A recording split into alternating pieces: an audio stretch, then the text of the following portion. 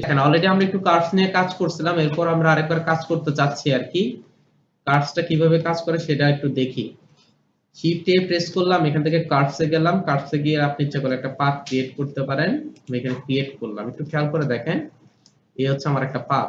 ঠিক আছে, এটাকে যদি আমি মডিফাই করতে চাই, আমি এখান থেকে এডিট মোডে যাব। এডিট মোডে যাওয়ার পর দেন হচ্ছে আমি চাইলে এই অংশগুলোকে ধরে ধরে আমি যদি জি প্রেস করে আমি খুব সহজে কি করতে পারতেছি, এটাকে কার্ভ করতে পারতেছি, তাই না? অ্যাড করতে পারতেছি। এখন অথবা আপনাদের প্রথম একটা কোশ্চেন থাকতে পারে, এখানে হচ্ছে আমি আরো কয়েকটা কি করব, পয়েন্ট সেগমেন্ট অ্যাড করব। সেক্ষেত্রে আপনি দুটাকে সিলেক্ট করবেন, দুটাকে সিলেক্ট করে যদি রাইট বাটন ক্লিক করি, এখানে দেখেন সাব ডিভিশন আছে, সাব ডিভিশনে ক্লিক করবেন। আমি এখানে গেলাম, আপনি কয়টা নেবেন অ্যাড করবেন, বুঝতে পারছেন? অর্থাৎ আপনি কয়টা এখানে সেগমেন্ট ইউজ করবেন সেটা আপনি অ্যাড করতে পারেন। এখানে অ্যাড করলাম, একটু খেয়াল করে দেখেন আমার এই অংশগুলোকে আলাদা আলাদা অংশ আসছে, বুঝতে পারছেন বিষয়টা?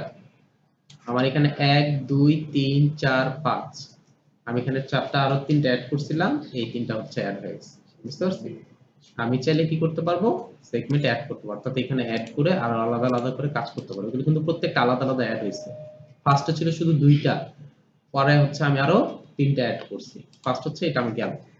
দ্বিতীয়টা হচ্ছে এই যে আমি যখন এটা নিয়ে কাজ করতেছি, অর্থাৎ এই অংশটা নিয়ে কাজ করতেছি, তখন আমার এই যে প্রপার্টিস আছে, প্রপার্টিস এর এখানে একটা অংশ অ্যাড হবে, হচ্ছে সেটা হচ্ছে কার্ভস প্রপার্টিস। এই কার্ভস প্রপার্টিস এর মধ্যে যদি যাই, এখানে খেয়াল করে দেখেন একটা হচ্ছে 2D, একটা হচ্ছে 3D। 2D নিয়ে যদি আপনি কাজ করেন তখন ওই অ্যাজ ইউজুয়াল আমরা ইলাস্ট্রেটরে যেভাবে কাজ করছি ওইভাবে কাজ করবে। আর 3D নিয়ে যদি কাজ করেন তখন হচ্ছে আমি 3D বেস কাজ করতে পারবো। ক্লিয়ার? আচ্ছা, এই 3D র নিচে যদি আমি একটু যাই, সামনের দিকে যদি যাই, একটু খেয়াল করে দেখেন এখানে একটা অপশন পাবেন হচ্ছে জিওমেট্রি। জিওমেট্রির মধ্যে যদি আমি এক্সট্রুডটা একটু বাড়াই, এটা কি হচ্ছে দেখেন, আমার কিন্তু কাজটা বাড়তেছে, অর্থাৎ মোটা হচ্ছে। আমার এটা বাড়তেছে। অ্যাজ ইউজুয়াল এক্সট্রুড যেভাবে কাজ করে ওইভাবে আমরা কি করতে পারবো, কাজ করতে পারবো। এখানে দেখেন লেখা আছে রাউন্ড। আমি যদি এখান থেকে রাউন্ডটাকে বাড়াই, ডিপনেসটা বাড়াই, কি হচ্ছে বুঝতে পারছি? আমি এটাকে রাউন্ড করতে পারবো আমার প্রয়োজন মতো। এখান থেকে আমি আরেকটা কাজ দেখেন, এখানে লেখা আছে ফুল। আমি ফুলের জায়গায় যদি হাফ দেই, ফ্রন্ট দেই, তাহলে শুধু ফ্রন্ট হবে। আপনি যদি চান যে এখান থেকে ব্যাক করবেন, ব্যাক হবে। আর আপনি যদি ফুল চান, ফুল ইউজ করবেন। অর্থাৎ আমি চাইলে এইভাবে কি করতে পারি, একটা পাইপ ক্রিয়েট করতে পারি। আমার যদি প্রয়োজন হয় আমি পাইপ ক্রিয়েট করতে পারবো। এবং এইখানে দেখেন একটা অপশন দেওয়া আছে আপনার ফুল ক্যাপ। ক্যাপ যদি ইউজ করেন তাহলে কিন্তু ক্যাপটা ফিল আপ হয়ে যাচ্ছে। ক্লিয়ার? আমি চাইলে অ্যাড করতে পারবো। আমার এখানে আরো কিছু অপশন আছে, দেখেন পাথ অ্যানিমেশন। যদি পাথ অ্যানিমেশন করতে চান তখন আপনি কত ফ্রেম হিসেবে ইউজ করবেন, কি করবেন সেটা করতে পারবেন। যদিও আমরা পাথ অ্যানিমেশন গুলো এখান থেকেও করতে পারি, অথবা ফ্লো ইন পাথ অর্থাৎ ফলো পাথের মধ্যে কাজ করলেই হয়ে যায়। দুইটা ইউজ করতে পারেন। এই জিনিসটা দেখানোর একটা উদ্দেশ্য হচ্ছে আপনি আপনার মতো করে কাজ করবেন, কাজ করে অ্যাড করবেন। আরেকটা বিষয় হচ্ছে, এটা আপাতত একটু বাদ দিয়ে কাজ করতেছে, আমি এখান থেকে বের হয়ে যাচ্ছি, অবজেক্ট মোডে চলে যাচ্ছি। এখন দেখেন আমার কিন্তু একটা পাইপের মতো ক্রিয়েট হয়ে গেছে, ঠিক আছে? আর ওইখানে যদি আমি রেডিয়াসটা ঠিকঠাক মতো অ্যাড করতাম তাহলে হয়তো বা আমার এখানে একদম এক্সাক্ট অ্যাকুরেটলি হইতো, গোল হতো আর কি, এই কাজ করতাম। কারণ হচ্ছে এখানে দেখেন আপনি কিন্তু এই কাজটা এইভাবেও করতে পারেন। সাপোজ মনে করেন আপনি এখানে গেলেন, সরি অ্যাডে গেলাম, এখান থেকে একটা কার্ভস নিলাম, একটা ভিজুয়াল সরি নরমাল একটা কার্ভস নিয়ে নিই। এখান থেকে একটা কার্ভস নিয়ে আমি ভিজুয়াল কার্ভসটা নিলাম, এটা একটা কার্ভস নিলাম। এখান থেকে দেখেন আমরা কি করতে পারি, এডিটে গেলে আমি কিন্তু নিজে ড্র করতে পারতেছি, ঠিক আছে? আমি চাইলে কিন্তু এক্সট্রুডও করতে পারতাম, যেগুলো আমরা অলরেডি করি। এখন এই যে এটার একটা কাজ ছিল যেটা, সেটা হচ্ছে যদি আপনি এখানে কাজটা করেন, অর্থাৎ আমি 3D তে গেলাম, ফিলে থাকলাম, এক্সট্রুড করলাম, এক্সট্রুড করার পর এখান থেকে আমি অবজেক্টটিকে ডিপনেসটা একটু বাড়িয়ে দিলাম, অ্যাড করলাম। আমি এখান থেকে রেজোলিউশনটা কমাতে চাই, বাড়াতে চাই, আপনি যদি চান করতে পারেন, সবকিছু করতে পারেন। এবং এখানে গিয়ে আমি চাইলে কি করতে পারবো, ড্র্যাগ করে এটাকে মোটা চিকন করতে পারবো, বুঝতে পারছি? এর মধ্যে আবার একটা কথা আছে, আপনি চাইলে যে কোনো একটা অংশ ধরেও আপনি কাজ করতে পারবেন, বড় করতে পারবেন, যে এই পাশটা মোটা হবে, এই পাশটা চিকন হবে, যদি চান আর কি।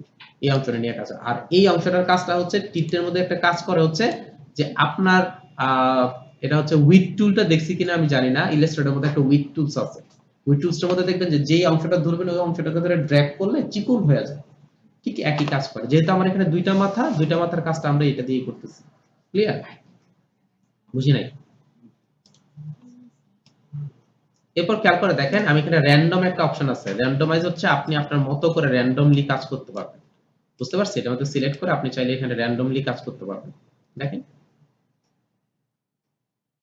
এই যে হকি হয়ে গেছে, কাউকে যদি মারতে চান বানাতে পারেন। আপনি ইচ্ছা করলে চেঞ্জ করতে পারবেন, আপনি ইচ্ছা করলে এখান থেকে ইউনিফর্ম চেঞ্জ করতে পারবেন, আপনি চাইলে এখান থেকে নরমাল করতে পারবেন, আপনি এটা র্যান্ডম সাইজ করতে পারবেন যেমন ইচ্ছা তেমন। এগুলি সবকিছু করার পর আপনার যদি মনে হয় যে হ্যাঁ সবকিছু ঠিক আছে, আমি রাইট বাটন ক্লিক করে শেড স্মুথ করে দিবেন। বুঝতে পারছেন? আপনি ইচ্ছা করলে শেড স্মুথ করে কাজ করতে পারেন, জাস্ট দেখানোর উদ্দেশ্যে কাজ করা। সেভাবে আমি আমার প্রয়োজন মতো কার্ভস নিয়ে কাজ করতে পারবো। বুঝতে পারছেন কি বিষয়টা? আপনি যে ম্যাশের কথা বলতেছেন সেটা হচ্ছে এইটা। আমি যদি এখান থেকে অ্যাড করি, এখানে কার্ভসে গেলাম, কার্ভসে গিয়ে এই যে এমটি পাথ নিলাম, এই পাথকে যদি আপনি কনভার্ট করে কাজ করতে চান, যে আপনি একটা ডিজাইন কনসেপ্ট করছেন, করার পর আপনি কাজ করবেন, তখন আপনি যদি এখান থেকে কাজ করেন তাহলে আর আপনার এটা প্রয়োজন হবে না, ঠিক আছে? আর যদি আপনি এটা করার পর মনে হচ্ছে আপনি ম্যাশ করবেন, রাইট বাটন ক্লিক করে যে কনভার্ট টু ম্যাশে ক্লিক করবেন। ম্যাশে ক্লিক করলে তখন হচ্ছে এটা আপনার অবজেক্ট মোডের মতো যা যা করা যায় সবই করা যাবে। অর্থাৎ আপনি এখানে আপনি ইচ্ছা করলে এখন এক্সট্রুড ইউজ করে এটাকে বড় করতে পারবেন। এখন ইচ্ছা করলে আমি এক্সট্রুড ইউজ করে এটাকে বড় করতে পারবো। দেখেন এখানে অনেকগুলো পার্ট চলে আসে, দেখছি অনেকগুলো অংশ নিয়ে কাজ করতে। আমি ইচ্ছা করলে এক্সট্রুড হিসেবে বড় করতে পারবো আমার যদি ইচ্ছা হয়। সিলেক্ট করে নিব না, এক্সট্রুড করে উঠাইতে পারবো। আচ্ছা, এটা যেহেতু আসছে এটা দিয়ে একটা দেখা দিই একটা জিনিস।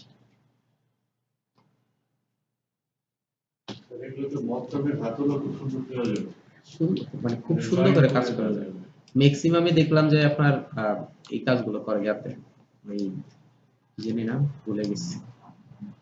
আচ্ছা, আমি যে জিনিসটা বোঝাতে যাচ্ছি, এখন দেখেন এখানে আপনি একটা কাজ করতে পারেন, মানে অনেকে এটা করে আর কি, এই জন্য বললাম। আমি এখান থেকে এই অংশটাকে সিলেক্ট করলাম, আবার শিফট প্রেস করে এটা করেন, এটা করেন, এটা করেন, এটা করেন। এখানে আরেকটা শর্টকাট আছে, শর্টকাট আমি ভুলে গেছি। সেটা হচ্ছে আপনার কি একটা প্রেস করলে একটার পর একটা অটোমেটিকলি র্যান্ডম গিয়া হয়ে যায়, সিলেক্ট হয়ে যায়। ওটার গিয়াটা একটু ভুলে গেছি। আচ্ছা, এটা করলাম, 7 প্রেস করলাম, 7 প্রেস করে যদি আমি একটু মুভ করি, বুঝতে পারছেন বিষয়টা?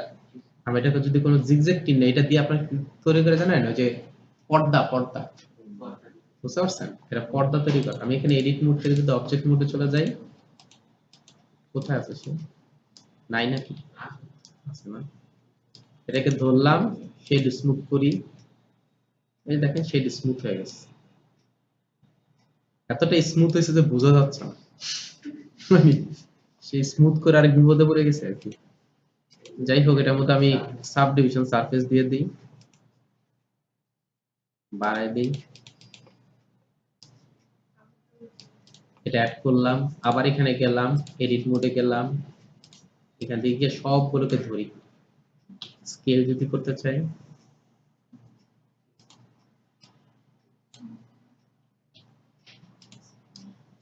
বুঝতে পারছেন বিষয়টা? অনেকে এইভাবেও করে, অনেকে এইভাবে হচ্ছে আপনার পর্দাগুলো ক্রিয়েট করা।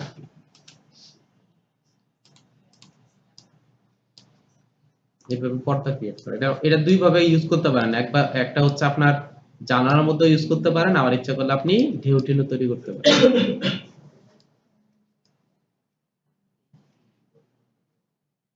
ক্লিয়ার?